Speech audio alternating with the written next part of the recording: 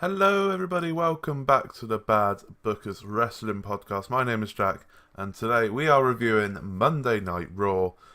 I'm sorry for not doing SmackDown. If you follow us on Twitter, you would have seen that I put a tweet out saying I couldn't be bothered. It was true. I just couldn't be bothered to do it. What of it? Deal with it. Yeah? Yeah. That's what I thought. I've promised I'll do one tomorrow or today. Tomorrow? Tomorrow. It'll be from my car again, because I'll be working. Yeah, it'll be from my car. So, I know there's many of you that love my car reviews. Amazing. Amazing. Let's kick on with Raw, shall we? Right, Raw, we had the trio of Strowman and the new tag team champions, Ziggler and McIntyre, coming out to the ring, talking about pretty much how they screwed over the Shields last week. How they got them arrested, how they fed on their bleeding carcasses, I think as Drew McIntyre said. And that I can't remember what else there was a video package going on. But the Shield's music hit. Oh no, that was it. They also brought down all the heels that attacked the Shield last week, so they were around the ring. Braun called them all his dogs of war, I believe. And then the Shield came down and a massive brawl broke out. No one came out to stop them. Massive brawl broke out. Dean Ambrose had a bag full of axe handles, I believe it was, and they just cleaned house. Jinder Mahal got the brunt of it, and yeah, just beat him up with axe handles and shit. We then had, I believe it was straight after. It was probably a break and then straight after. Baron Corbin said that the Shield had to get out of the arena or face being arrested once again. And if the Shield came back into the arena, then Roman and Seth would have to forfeit their IC and Universal titles, respectively. So they all left. Dean Ambrose was very unhappy. Very unhappy. But they all left, and we swiftly moved on to a match between Nikki Bella and Ruby Riott. I don't know what the Riott Squad have done to piss off people backstage, but it's the second week in a row they've had a jobbers entrance, and they're just getting fed to the Bella Twins week after week, it seems. It was an okay match. It was an alright match. A bit sloppy at times, some good spots, but it was a standard Raw opener, if you will. And yeah, Nikki Bella won, just feeding the Riott Squad to some, part-timers, if you will. I don't know, I'm just not liking it, especially because Ruby Riott is, in my eyes, a future women's champion. She's getting beaten by a diva. Yeah. Next up, we had the Big Show. He came out and they did a whole promotion thing for the Connor's Cure thing, which was very good to see. I won't go too much into that because it's a charity thing. It wasn't really part of Raw, not to sound like rude or anything, like it's a great cause, but I want to stick to the wrestling and whatnot. I'm sure you can go over and donate to Connor's Cure. Everyone knows who Connor the Crusher is. They had kids out on stage, and it's good to see that Big Show's getting all these charity events, because he did the Special Olympics as well. So yeah, very good to see. But next up we had the AOP with their new manager Drake Maverick. They defeated a couple of more jobbers in Ronnie Ace and Nathan Bradley. Squash match, nothing more to say. AOP are looking strong, and they put them over strong on commentary as well, which was good. I must mention that Renee Young is now a permanent fixture on the commentary team, replacing Coachman, which is fantastic. She was fantastic all night. She actually puts some valid points in and doesn't talk garbage most of the time, which is fantastic. So I'm looking forward to see how she does in the coming weeks, and how well she does on Sunday in Hell in a Cell, her first pay-per-view on commentary. So, yeah, looking forward to it. Next up, we had Triple H coming out. He addressed this main event of WrestleMania-esque match in Australia, because that's how they're building it. That's how they're building it to us. It's like WrestleMania. This match is incredible. Essentially, it's a house show. It's like Saudi Arabia, but my God, they're going all in, if you will, on this. It was very intense promo, like a Triple H promo always is. And yeah, there's not much to say on it. Pretty much all been said on this match. Undertaker's coming back next week. That was announced. And yeah, so we might see Undertaker and Trips go at it maybe next week. I don't know, but we'll have to wait and see. We had the tag team rematch between Dolph and Drew and the B team, which Dolph and Drew won fairly comfortably, but they were attacked after the match by Dean Ambrose and Seth Rollins. And obviously, I said before that Baron Corbin said if the Shield came back, then they would have to strip their titles and get arrested. There was a backstage segment after this where Seth and Dean were talking to Baron Corbin, and Baron Corbin was like, what does it have to take to get into your fixed skulls? Now you're going to get arrested for a long time. And Seth was like, the Shield haven't come back. This is Seth Rollins and Dean Ambrose. The Shield is a three-man team, which, you know, loopholes and all that. It's very clever. And basically, Seth was going to get Baron Corbin arrested for faking a document or something like that. And Seth and Baron Corbin, they hitched a deal, if you will, and that deal was that Seth would drop the charges for a tag team match at Hell in a Cell against Dolph Ziggler and Drew McIntyre for the tag team titles. So, Hell in a Cell, tag team titles on the line, Dolph and Drew versus Seth and Dean.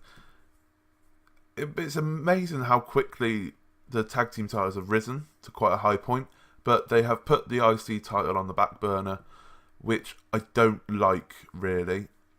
They did so well to boost the IC title into a main event title, because the Universal title wasn't on there.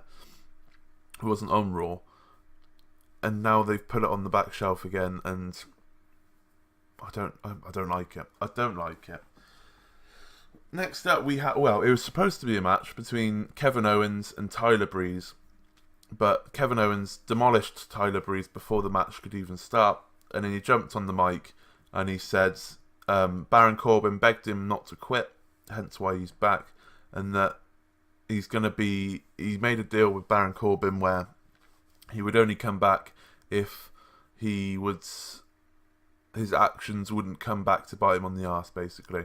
So it looks like he's prize fighter Kevin Owens, which, okay, I can deal with. He's going to go on a rampage of beating up wrestlers. The first wrestler he's going after is Bobby Lashley because of what he did to Sami Zayn and injure him.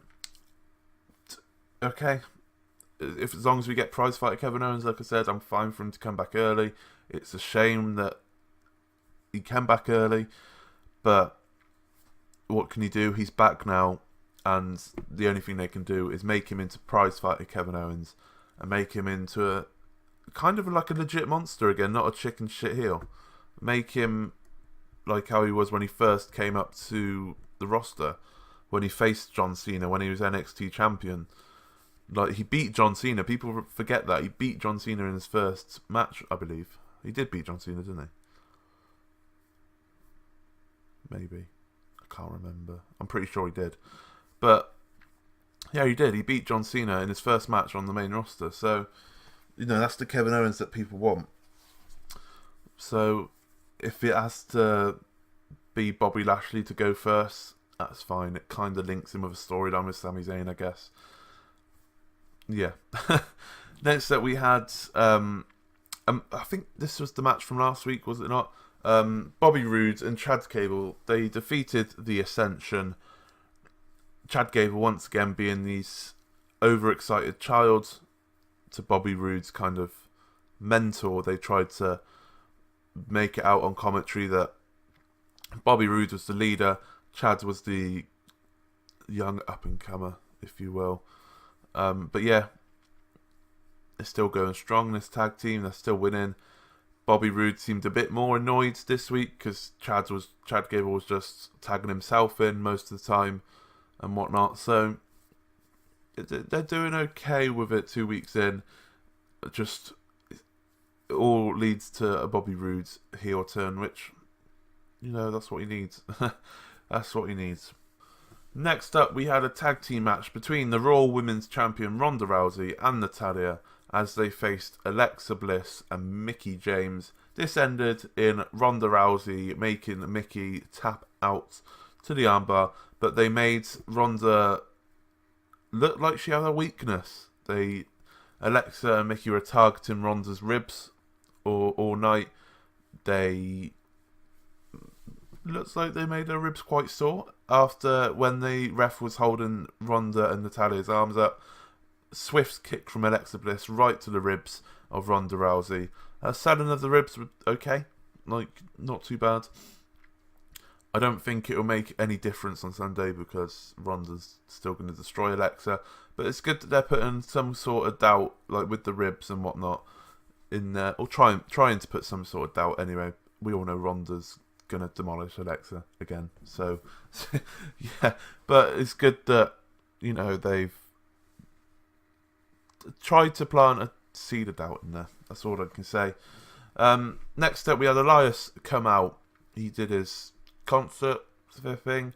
This week, he got interrupted by Mick Foley, who came out, said he was a massive fan. Elias said, "What are you doing here? You're a has-been, jog on," basically. And Mick Foley, he did quite a decent promo, to be fair. It was very impassioned, very intense, and he revealed to Elias that he would be the special guest referee in the Roman Reigns Braun Strowman match, which kind of is come out of nowhere. Okay, if you want to put him as special guest, I've got no qualms about it. It's a really random decision to do, in my eyes, but like I said, it's fine by me. It's fine by me. It doesn't add anything to the storyline. It doesn't take anything away from the storyline. It's just Mick Foley in Hell in a Cell. What more can I say? But he also said that Stephanie McMahon gave him the option to do one more match, because obviously Mick Foley was general manager not too long ago, and he made a match between Finn Balor and Elias, which Finn Balor won via roll-up. I think Finn Balor wins quite a lot via roll-up nowadays. It's a bit weird. Like, he just wins via a roll-up most weeks. It's a bit odd. But nothing really happened after that. Yeah, Finn Balor defeated Elias. And then we had Braun Strowman. Throughout the night, Strowman was trying to find Roman Reigns in the backstage area, and he was shouting at people. He was throwing bins around. He was being just Braun Strowman, a madman. He came out to the ring, called Roman out. Roman's music hit, and Roman was stood up on the announce table when his music hit, and Braun chased after him. Roman Superman punch. I think Braun got up and he had him on his shoulders to power slam Roman through the table, but Roman countered it, I think. I can't quite remember. But it ended up in Roman Samoan dropping Braun Strowman off the table onto the stage area behind it, which, it looked alright. It looked quite nasty. Decent spot in my eyes. But yeah, Braun Strowman laid out at the end of Raw with Roman standing high, but Braun Strowman did touch the Universal title, and he did hold it up. So all these myths and queries, they're evening each other out at the moment. I don't know who's going to win. I kind of think that Braun's going to win because I wouldn't think they would have him lose the match that it's money in the bank match. So I can't see them having Braun Strowman as one of these guys that's failed to cash in his money in the bank. But then it's Roman Reigns on the other hand, so it's going to be interesting come our predictions on Thursday.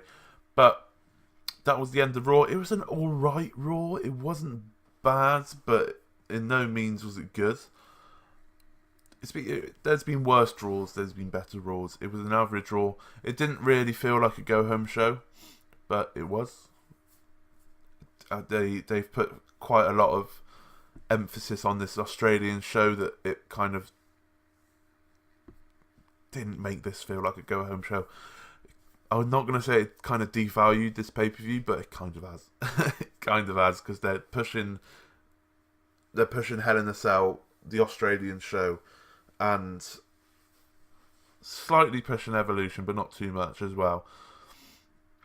But yeah, Monday Night Raw, it was an alright show. Nothing really to write home about. But if you have liked this video, please subscribe if you are new around here, or you haven't done so already. And I shall see you tomorrow for SmackDown Live. I 100% will see you tomorrow for SmackDown Live, because I can't wait for Brie Bella versus Maurice.